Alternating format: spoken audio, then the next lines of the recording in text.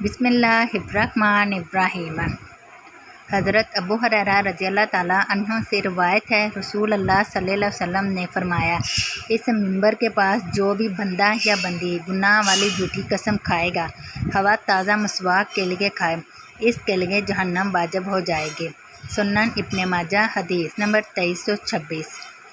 سیدنا ابو سعید خدری رضی اللہ تعالیٰ عنہ بیان کرتے ہیں کہ ایک آدمی نے رسول اللہ صلی اللہ علیہ وسلم سے کہا، جو بیماریاں ہمیں لاحق ہوتی ہیں ان کے بارے میں آپ کا کیا خیال ہے؟ آپ صلی اللہ علیہ وسلم نے فرمایا، یہ گناہوں کا کفارہ بننے والی ہیں۔ میرے باپ نے کہا، اگرچہ وہ بیماری معمولی ہو؟ آپ صلی اللہ علیہ وسلم نے فرمایا، اگرچہ وہ کانٹا ہو یا اس سے بڑی کوئی چیز ہے۔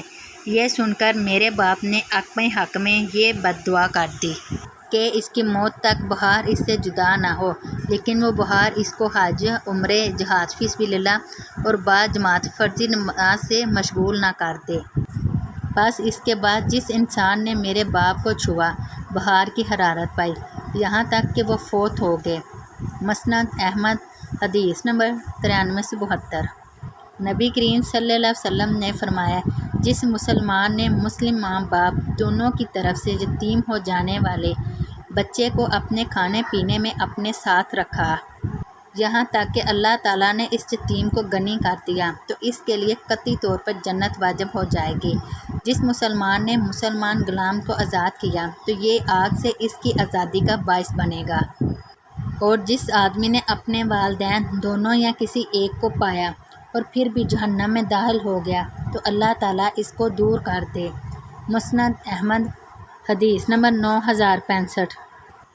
حضرت معاذ بن جبل رضی اللہ تعالیٰ عنہ سے مروی ہے کہ رسول اللہ صلی اللہ علیہ وسلم نے فرمایا، جس نے رمضان کے روزے رکھے، نماز ادا کی اور بیت اللہ کا حج ادا کیا، مجھے معلوم نہیں آپ نے زکوٰۃ کا ذکر کیا یا نہیں، تو اللہ تعالیٰ پر لازم ہے کہ اسے بخش دے۔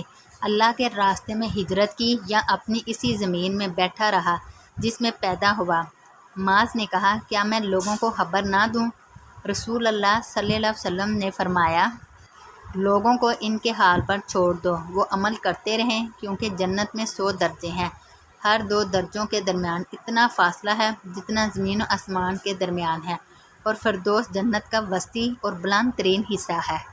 اس کے اوپر رحمان کا عرش ہے، اسی سے جنت کی نہریں جاری ہیں۔ جب تم اللہ سے سوال کرو تو فردوس کا سوال کرو۔ حضرت عبداللہ بن عباس رضی اللہ عنہما سے مروی ہے کہ ایک آدمی نے کہا، اے اللہ کے رسول، کبائر کیا ہیں؟ آپ صلی اللہ علیہ وسلم نے فرمایا، اللہ کے ساتھ شرک کرنا، اللہ کی رحمت سے نا امید ہونا اور اللہ کی رحمت سے مایوس ہونا۔ حضرت ابو دردہ رضی اللہ تعالیٰ عنہ سے مروی ہے کہ لوگوں نے کہا، اے اللہ کے رسول، ہم جو عمل کرتے ہیں اس کے بارے میں آپ کا کیا خیال ہے؟ یہ ایسا معاملہ ہے جس سے فارغ ہوا جا چکا ہے، یا ایسا معاملہ ہے جسے ہم نئے سرے سے کرتے ہیں؟ آپ صلی اللہ علیہ وسلم نے فرمایا، نہیں، بلکہ ایسا معاملہ ہے جس سے فارغ ہوا جا چکا ہے۔ صحابہ نے کہا، اے اللہ کے رسول، پھر عمل کس بات کا؟ آپ صلی اللہ علیہ وسلم نے فرمایا، ہر آدمی کو اس کام کی طرف آسانی دی جاتی ہے جس کے لیے وہ پیدا کیا گیا ہے۔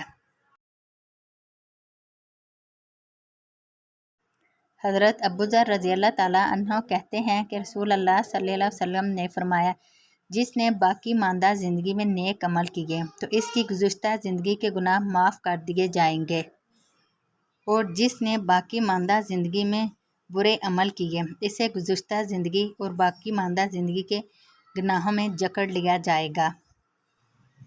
حضرت عبداللہ بن عباس رضی اللہ عنہما سے مروی ہے کہ رسول اللہ صلی اللہ علیہ وسلم نے ابوذر رضی اللہ عنہ سے کہا، ایمان کا کون سا گوشہ؟ میرا گمان ہے کہ آپ صلی اللہ علیہ وسلم نے فرمایا کہ زیادہ قابل بھروسہ ہے۔ ابوذر نے کہا، اللہ اور اس کا رسول بہتر جانتے ہیں۔ آپ صلی اللہ علیہ وسلم نے فرمایا، اللہ کے لیے دوستی اور اللہ کے لیے دشمنی، اللہ کے لیے محبت اور اللہ کے لیے نفرت کرنا۔